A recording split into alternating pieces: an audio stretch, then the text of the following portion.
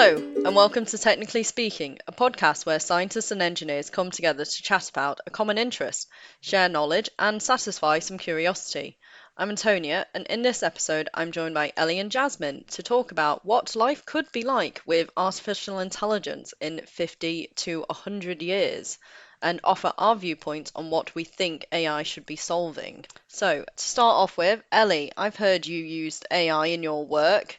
Can you tell us about that? Yeah, I'm going to out myself now for being a terrible journalist and using ChatGPT to write questions for interviews. I think often you don't have much to go off, necessarily, unless it's like a paper that's been published or stuff. But the ones I've been doing recently, I literally just had a topic, and to dive into an interview with one person on that topic is quite hard. So I put that topic in ChatGPT and I said, write me 12 interview questions. It's insightful and interesting interview questions, just to see what it would come up with. But actually, some of them were good. I mean, I didn't use all of them because some of them were nonsense. But most of them worked well, and even one of my interviewees complimented me on my questions, and I didn't have the heart to tell her I'd used AI to write them for me. But actually, I think if I'd gone to a colleague and said, I'm struggling with these questions, can you help me? What's the difference in going to AI and saying, please, can you help me write these questions? So maybe I shouldn't feel guilty. But I do feel like I didn't use my own brain power. But I still thought of going to the AI, so I got the job done. What more do they want from me? Personally, I think there's an art to speaking with AI or search engines in the right language to get the results that you want. Because you can't just put absolute nonsense in, because it still has to be able to understand what you think you're trying to say. And then you still did a bit of validating it afterwards. You didn't just kind of print out the AI chat and then read that straight off. I definitely finessed them. So you've used it sort of like as a gathering ideas or mind mapping type of tool. Yeah, I would say so. Definitely as a tool just to help me. So I feel like in that way it's not anything worse than, like, I don't know, using Trello or Google Docs, I suppose. Yeah. Or Google Search, right? It's still a powerful tool. Jasmin, you don't write articles, but you do write journal papers. What's your interest in this? So I really like sci-fi movies, and AI is pretty common in most of the sci-fi things that I've really loved. So like Star Wars, Marvel movies, The Matrix, you got Agent Smith, Terminator, AI.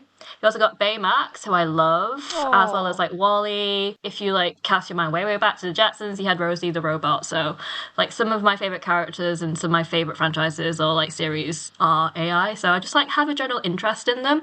But also I also use AI, but not for like writing my journal papers, but mostly so like Siri on my phone. If I'm too lazy to do stuff, I'll just tell Siri to do something. They used to usually to set a timer. I do that all the time, especially cooking. Yeah, and also like Netflix, I'll just let the algorithm recommend stuff to me because I hope that it knows what I like to watch enough. I didn't realise that actually Siri and Alexa are AIs. I don't know what I thought they were, but I'm just glad they work. It's just part of everyday life now. Yeah, it's not like some fantasy all-knowing creature. Not even creature's the wrong word, but all-knowing being. It is just Siri. Yeah. Before we go right down that path, let's talk about what is AI. I mean, we've kind of discussed it in some other episodes with biomedicine and medicine itself. But do either of you want to explain what artificial intelligence is? Yeah, I can give a crack at it. So I actually do know a few people who work with AI. So I picked their brains a little bit, and interestingly enough, they gave slightly different answers. Generally, the consensus is that AI is basically a computer doing something that a human would normally do, but there's like different aspects, such as like how would you define intelligence? Because obviously it's a computer doing something that a human would do, but like what would you classify as intelligent? The goalpost is always moving. In the 60s, when they were already talking about AI, they would consider intelligence really different to what we consider now. One of the things about AI is that it's always developing, but generally what it is basically you replace people with coding or algorithms. It's generally what it is. Software, right? It's like code. An engineer's written the code for it. Yeah, you have an engineer that's written a code that executes a function, and the function has to be intelligent. I say intelligent in quotation marks.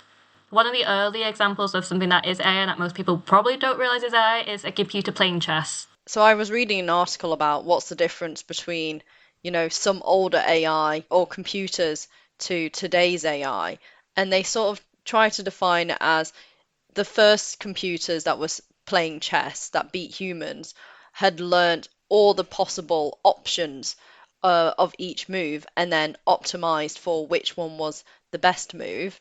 Whereas Yeah. today, they are learning off winning games, and rather than knowing the rules of chess, they've just determined if I do this, this equals winning more often based on this training data. Yeah, I mean, it's the same approach so that they're learning, but like through different routes. So originally it was like you give them all the data, whereas nowadays it's like you don't need all the data, you just need like a subsample, and hopefully it's enough that you would like figure out how to learn. Yeah. How to learn, but how to win. It's like its own intelligence, right? So it's not just you've Yeah. fed it, you've told it all the rules and then it can work it out. It's more than that, is that it can learn almost independently. Once it knows some of it, it can then work out more and more and more. Yeah, that would be the main difference between AI now versus AI like in the 80s and 90s. We've talked about Siri and we've not talked about, oh, well, Ellie sort of alluded to what she used, which was ChatGPT. And putting those aside, we found some other interesting uses for AI. Were there any that particularly got your attention? I've got a good one from work. So they had, for the first time in astronomy, built an AI called the Bright Transient Survey Bot, and it recently discovered the first ever supernova. So it's learnt what a supernova is. It's found it in, I guess, a lot of space data, and it's classified it all by itself. So I thought that was quite nice. That it would like basically taken the job of a person, worked out whether this mystery space object that they found, what it is, and applied the like, I guess, criteria for what is a supernova to all this data, which I thought was cool. Yeah, that's a really, really cool, like, sciencey application of AI. I think for me, it's going to be really boring. I recently, like, took over, like, doing all the bills and stuff for my flat. I spent a lot of time talking to a chatbot. Oh, gosh. According to a survey, about 7% of people trust chatbots when talking to them. So, area for improvement. I don't know if I would trust a chatbot, but I might be willing to use a chatbot to get to the result that I want to get to. Sometimes it's stressful. I think for me personally, it's because at least on one of the chatbots I was talking to, one of the options that they gave me wasn't my issue. Basically, ASOS just sent me 2 pairs of trousers by accident, and I wanted to return one. So I was like, okay, I can't return one, so I'll just keep both of them then.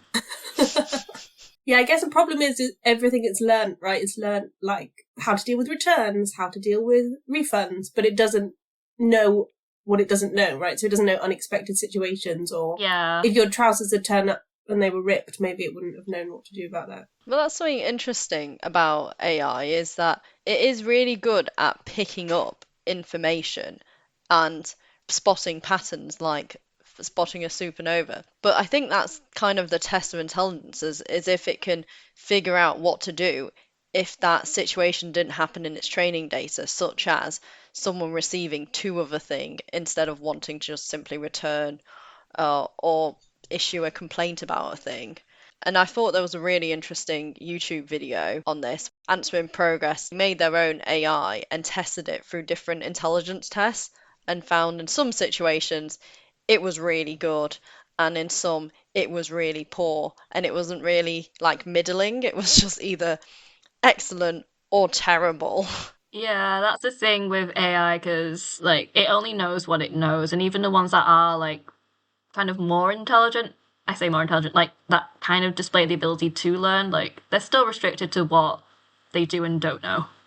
If that's where we are today, where do you think we could be in the future? In terms of, like, how AI develops and progresses, like, a large part of it, unfortunately, is due to, like, where the money is, because it costs money to develop these things, so generally, the places where you would likely see advances due to AI are primarily the ones where you can make money.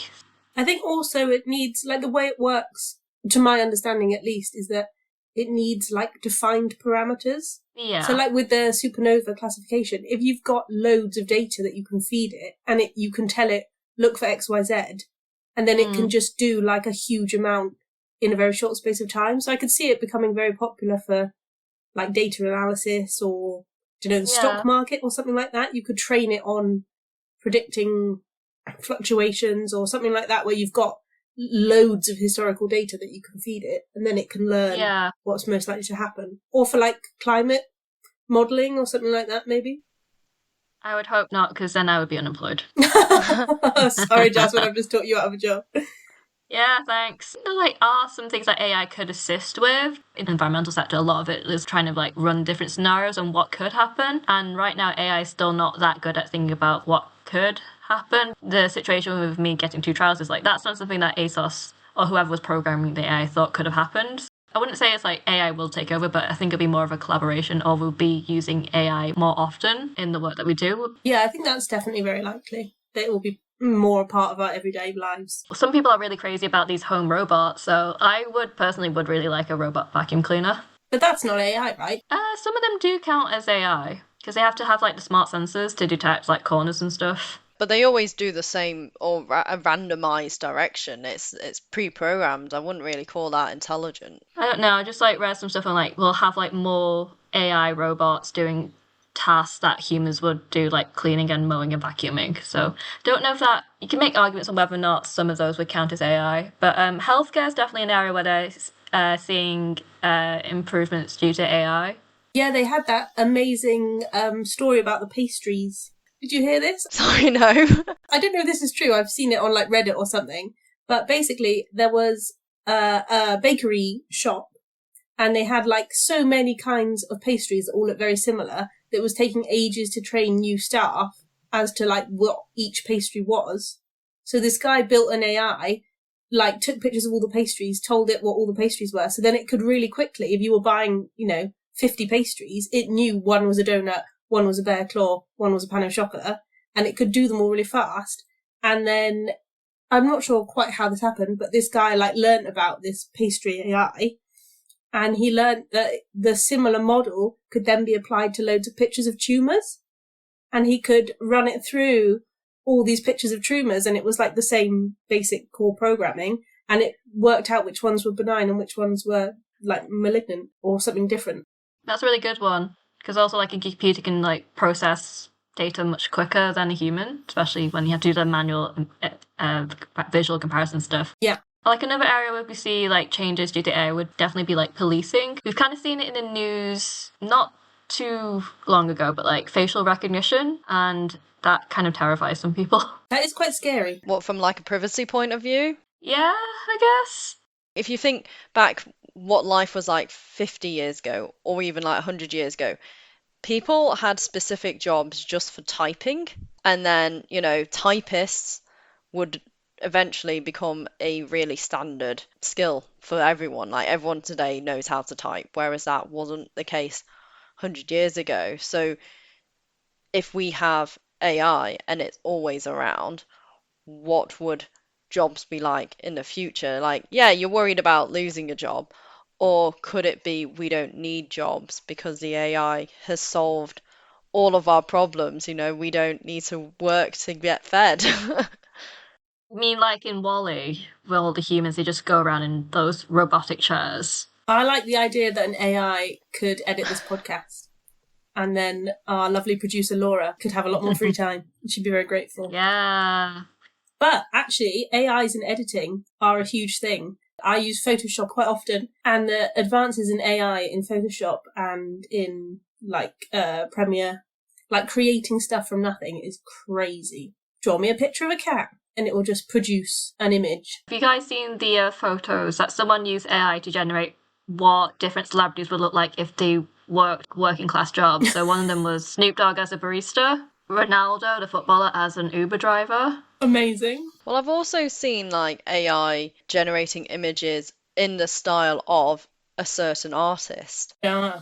You come up with that whole issue of, did they create that themselves, or were they inspired, and therefore should people be paid for how the AI was trained? It's like that guy won a photography competition, didn't he? Because he entered with an AI-created image and he won. He didn't disclose that it was AI-generated until after he received the prize. But, like, did he make that image? Did the AI make that image? Was it a rip-off of someone else? And also, is it actually a photograph? Yeah, so I think that's interesting. And also, like, the copyright. That's why I don't use it at work, because we don't know where they've come from. And you can't, like, attribute it to... We always write image credit. This, that, and the other, but if it's not a person taking the image, or even, you know, a graphic designer saying, I created this, then who do I credit it to, and where is it getting that information to be like, you know, create an image in the style of pop art, or in the style of... Yeah, that's a good point, because, like, an issue that I have with some of the AI generators that create art is, like, because they've only fed certain data, so when you, like, do stuff like, what would this Disney character or, like, this historical figure look like in real life, like, they all kind of, like, look very similar because they've all have, like, specific beauty standards already programmed in. That is just what is put out there by, like, the Western media. So that's one thing I don't really like about AI right now, but it could change. The internet is biased, right? So if it's learning on everything that's ever been created, it's gonna... Yeah, but AI is supposed to be less biased than humans. What's supposed to be one of the arguments towards using it in decision making is that it's supposed to be less biased. I don't know how they've got to that conclusion. Because surely it's trained by people, right? And people are inherently biased. Yeah, it's a very good point. Depends on how it's trained. But imagine if it was running like a budget and it didn't, you know, it couldn't be bribed, it couldn't be corrupted. It just made the best decision. Imagine if AI was used to decide whether or not we should, like, go forward with HS2 or just scrap it. It would have gone with the experts' opinions, wouldn't it? Yeah, I'd hope so. Yeah, I guess then it gets rid of the, like, politicalness of it, rather than, like, is this the best thing for the train network to be more efficient? It would probably say yes, but it probably wouldn't take into account all the nuances of actually building a train network across the country. I don't know, if we've trained it enough, wouldn't it have? Say the training data, we feed it all the experts' opinions, then why couldn't it decide based on how difficult it is to build, how much environmental impact it has? Maybe we should try it. One of us needs to, like, get really good at coding and then actually make AI to do these kind of decision-making applications. But I also thought, what if it's so almost like clinical, it doesn't take into account like a smaller minority getting hugely affected by its decision? Whereas like a human might feel, oh yeah, you know, having to lose your home is actually a really big thing. Whereas the AI doesn't see that. It says, oh, well, if you move house 5 miles, you'll benefit from this. Whereas, you know, humans are sentimental. I think that was the point I was trying to make, is that it becomes very binary then, doesn't it? Like, you can just move house, but it doesn't take into account the effect of actually doing that. I think there are people who are trying to, like, code computers to be more human. There is AI that tries to replicate humans. So, like, Instagram have recently launched some chatbots that are, like, supposed to be very, like, similar to humans. So basically they paid a bunch of celebrities lots of money for their likeness, and you can talk to these celebrities, but they're not actually the celebrities. Oh, that is creepy. There is definitely a market for it, because I know in Japan, like, men have virtual girlfriends, so they just, like, don't socialize or leave their house, and it's causing a big issue. It's like that film, Her, yeah. when then at the end he realises, this is major spoilers if you've not seen it, but he realises everyone is doing the same thing. And it's so sad. Like AI, that Steven Spielberg movie. I couldn't watch it. As a kid, it really freaked me out. They're superhuman-like, those AI robots that are played by human actors. Do you think AI robots are going to be a thing? Because I think of AI and I think ChatGPT, I think they're like image generations. Like I software. don't think robot. Yeah. People have seen all these movies with, like, robot AI, and then there's definitely people going to want to replicate that. But do you think that's going to be widespread? Because like it's going to take so much more to be able to try and fit it into a package. I mean, and then again, mobile phones are a case where they're as good as a computer used to be, and now it's way, way smaller. And computers used to be the size of a room. There's going to be the like AI version of like a old Nokia brick phone. That's what people are going to be laughing at in like 100 years. Or have you seen like tricorders in Star Trek? Oh, They just seem to do everything. I want one. I have no idea what they even do. They just like boop, boop, boop, boop, boop. Oh, it tells me this. It's like it's the same picture as it was a few minutes ago, and it was doing some complete other job. Oh, I think that's called a plot device rather than anything else. I don't think you can blame that on the AI. I think you can blame that on the set designer. The showrunners. Whoever's decision it was to have that. But I do get what you mean though. Like, I remember watching like sci-fi shows and they used to have like tablet computers. And I thought that was incredible. And I could not imagine being able to like walk away from my giant home PC that was plugged in, that you couldn't use the phone if the internet was on. And they were just walking around putting in data into their tablet computers. And now we have that. So maybe that is, the way it's going, is that we will have walking, talking, moving AIs. I still think we're going to keep AI not incorporeal. Otherwise it's going to take over and kill us all. Yeah, like in many sci-fi movies. Maybe that would be really scary, wouldn't it? Turns into like iRobot or the actual Matrix. What would you think would happen if we did teach the AI based on sci-fi, though? I think it would churn out a bunch of crazy stuff. It needs to be able to do all the software stuff first, right, before we give it a body. I feel like giving it a body is a bad idea. Yeah. I don't want it to be the same size as me. Because surely at some point it's going to be like, I don't need her. Pretty sure there are people trying to make robot companions for people. But do you think in another way, if we programmed it well enough, that it would teach people to, like, rather than it being a crutch, that it actually gets them out into the world? Yeah, potentially. I mean, education is an area where there's like interest in using more AI. Maybe if like being sociable or like improving your skills is one of the things that it's coded to do, because generally with what is available out there for that kind of application, they're more for like saying what you want to hear rather than like what you need to hear. Because they've got like a commercial interest. Yeah, commercial interest, and also like basically what you described as therapy to a certain extent. Like, how do you program an AI therapist? I kind of thought of it more as a coach, maybe.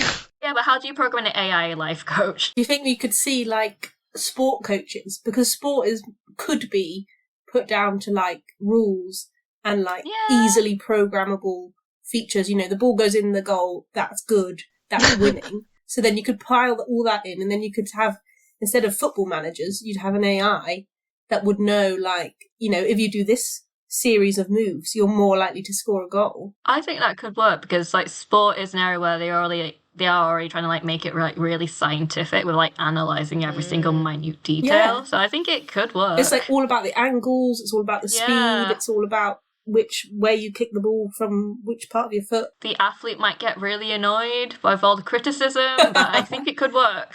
Yeah, have you played the F1 game? I'm terrible at that. I'm so bad at driving games. I'm really bad, but you have the engineer over the radio telling you, you are slow in corner 1, 2, 3, 4, 7, 8, 9. And it's just like, I'm slow in all of them, except for like 2. Thank you.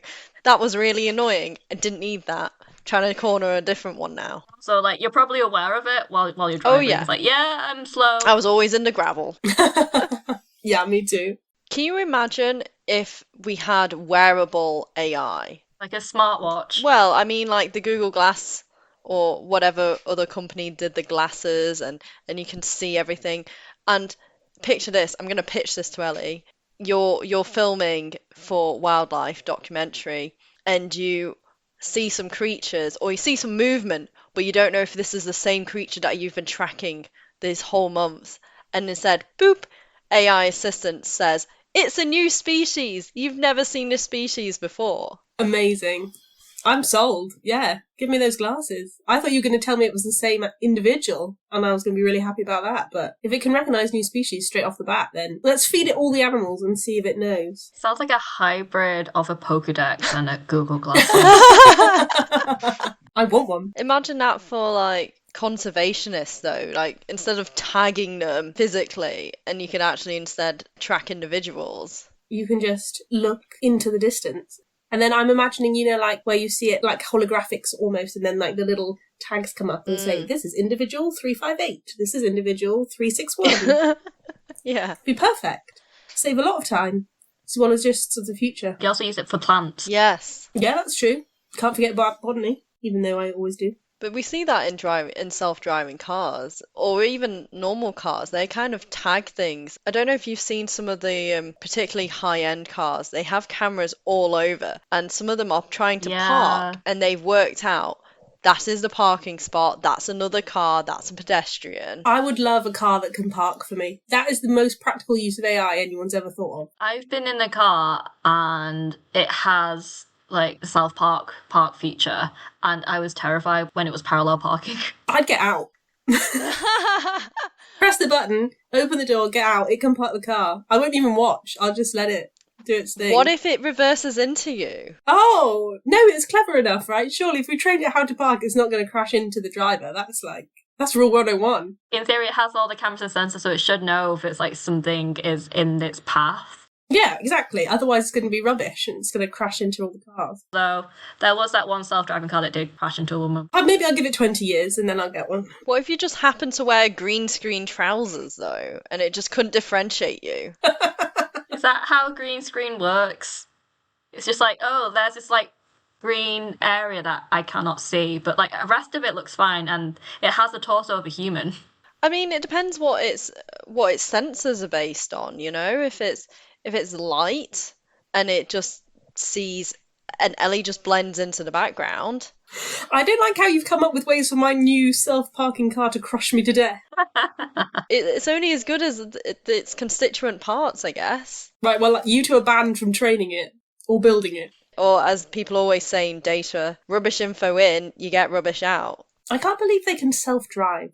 Like, that is AI then. I don't think it is AI yet. I think it's just a bunch of sensors. No, I think it is. How do they know what the speed limit is? That's a sensor reading a thing. Yeah, because they also like drive and they can like adjust the speed and like know how to flow the traffic. And the like emergency brake thing, because my friend's car has that. If you get too close and you're not braking, it brakes for you. But is that AI or is that just a sensor of like distance? Maybe I'm just like assuming it takes a similar decision making process that I would and say, oh, what distance do I think we are? And then, you know, but it knows all the science and maths behind it, whereas I just go, I know from experience, if I start braking now, I will be okay. Whereas it probably knows how much force to apply. Or is it doing the maths really quickly and working it out based on velocity? Because if it's a bunch of calculations, that's just someone's programming. Yeah. Rather than it's learnt it itself. Yeah, but AI is still by definition just like a computer doing something that human would normally do. Based on that definition, like I think we need self-driving more cars opinions. are Maybe AI. we'll tweet this out. Yeah, self-driving cars, AI or not? Maybe there are some AI and some that aren't yet. Yeah, there are ones that definitely do self-drive, because in San Francisco Yes. they're trialing self-driving taxis. So they're like driverless taxis. Oh, I watched a video of that and the lady was like ordering an Uber, but you get there and you don't have an Uber driver, you just have the car and then you get in. Creepy. Quite creepy. Great if you hate talking to your taxi driver. Good for the socially anxious. Yes. But then I just feel like it would go wrong because you have no control. Can you override it? Can you then like get in the front seat and be like, I don't like this, I want to drive? Yeah, you should be able to. That's the thing with a lot of like the robotic ones, is that you should be able, there should be like a human override. What if you get trapped, right? You get to your destination but it doesn't let you out. That would be terrifying. Guess you'd have to break Yeah. out the window. I hope there's a manual override. Because I feel like, you remember when sat-navs first became really big and people were like not really concentrating and just following the sat-nav blindly and then driving into lakes and rivers? Yeah. Like, I feel like there's going to be a teething process with self-driving cars. Do people trust a self-driving car? Not at the moment, No. but maybe in the future. And will people trust chatbots more? Who knows? Probably not. But we're probably going to see more and more of them in the future. But is that just going to be like annoying customer service? Like, instead of getting stuck on a long call to someone and going through all the buttons, it's just going to be the chatbot version of that. Yeah, but sometimes it's better to just be on hold for a while and get a human to do it, because sometimes those chatbots are annoying because they're like, yeah, I solved your issue, bye. I'm like, no, you didn't solve my issue. But yeah, talking about trust, I saw a really interesting, well, a couple of articles where they surveyed people who work in machine learning and artificial intelligence, and they asked them, do you think they will kill humanity? This is another good reason not to give AIs corporal bodies. Yes. Yeah. Let's not do that for a while. Because at some point, right, it becomes more intelligent than its creator. Isn't that the idea that, like, all these sci-fi movies are based on? Like, it becomes too clever. Yeah, that's like the premises in most of the sci-fi movies, is that the computer is as or is more intelligent, or thinks it's more intelligent than the human, but then the human somehow manages to win. So where does that leave us as a species or as a society if we do have machines smarter than us? Does that mean are we going to be in a workless utopia? Like in WALL-E. I love that film. That there's an author who just writes all about this, but it's obviously not all a utopia. I don't know that one. Ian M. Banks. Yeah, so Ian M. Banks has written sort of like just books and books about a utopian world where people don't have to work. I mean, there's loads of different places and scenarios. In one of them, they just play games all day, but to the point that they started making death games, like Hunger Games, because they got so bored. Oh, that took a turn. Yeah. I suppose if the idea is that eventually AI will take off a lot of those, like, data processing manual jobs, then there would be more free time, right? More, or are those people then going to become very poor if they've been replaced? What are they going to do next? So I think for like some jobs still would be humans, but I think for others, like, there's definitely going to be a phasing out of humans in some sectors. Like, for example now, like podcasting, like this wasn't really a job. I say that like we get paid for this. Like podcasting and YouTuber and influencer, they were not jobs 10 years ago. So I think we're going to see an evolution as the technology progresses, but like what it could be, I mean, anything could happen. Twitter is now called X. And that's your measure of progress. Yes. I would like to see an AI go up against like 30 school kids. Like, if an AI can be a teacher against like 30 teenagers and like get them to do what they're supposed to be doing, or will it go so far the other way that we won't even have classrooms and everyone will just be learning online and there'll be no point in a teacher in that sense anyway? Or do we even need to learn if the information is available to us? We just ask the AI the question, and then we have the answer. In which case, wouldn't that be making humans dumber because we're just lazier? Yeah, that's what I reckon. If you just always rely on, having... Yeah, because I was reading something that said that like humans nowadays, in comparison to how we were like 100 years ago or even longer, like our memory's way worse. Because like we don't need to remember as much stuff because we can just like set reminders or put stuff on our phone or actually write things down. But like people 100 years ago, that wasn't an option. They had to remember stuff. But then doesn't that enable us to do other things if we're not just trying to remember stuff? But how do we know it's actually useful stuff? Because it's just like playing games or making up death games. I wouldn't say that's useful. You freed up part of your brain, right? That knowledge that you would have to remember people's birthdays or remember to phone the post office. You've, outsourced that to an AI. Now what's that part of your brain doing? Is it just sitting on the sofa watching Netflix? Or is it, working on something else?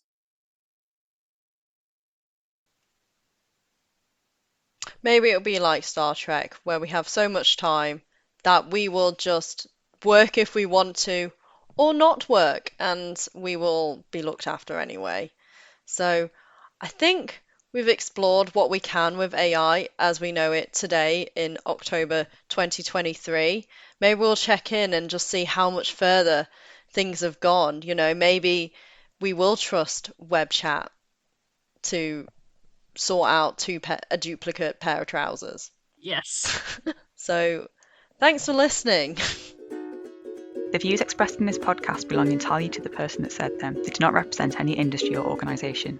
If you enjoyed listening to these views, it would really help us out if you could rate us, leave a review and tell a friend. This podcast was sponsored by no one, but if you're interested in funding us to continue to have frank discussions about science and engineering, please get in touch.